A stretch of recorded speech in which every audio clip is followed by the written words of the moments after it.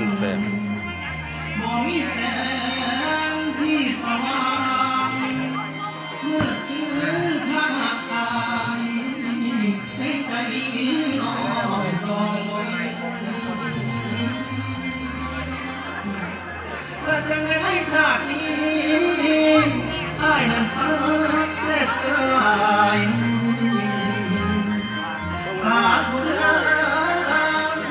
ชาติหายใจหากไม่ใช่แม่น้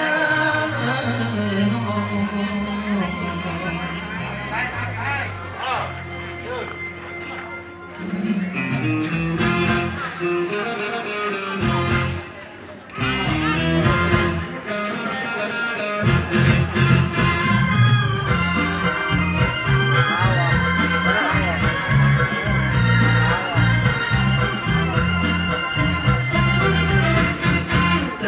เราเลยเขาไม่เคยให้ชาติไหนขอให้อายสมหวังยิ่งฝันนั้นที่คิดถึงเขาจากในความหวังความคิดถึงที่ชาตินี้เจ้าบ่รักอายไม่เคยแม้แต่ความเพ้อสายตา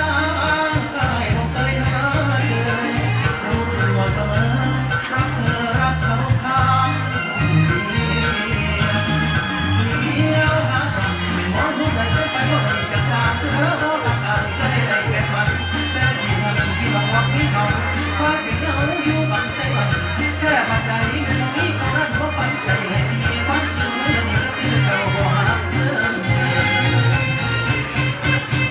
ไม่เคยอยู่ในทางสายตานานมาเจ็บยิ่งอายจากเย็นจากเสียงแนวดังจนถึงวันตายยืนยันคำนั้นยังคงเจ้ามาขอให้อายตัด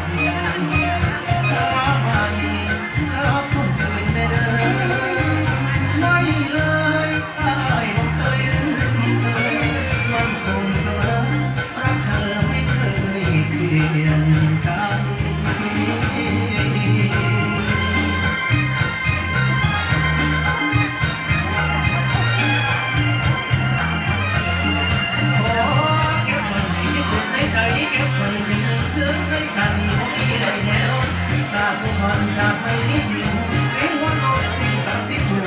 มีแต่ด้วยต้นกันกับมีแต่แค่แต่ที่ฟังจำยามจากนั้นเจ้าหักอายได้บ่ขอให้อายได้เป็นผู้ครองสายตาเคยนำมาบอกหักอายมาก่อนเป็นผู้ครองของย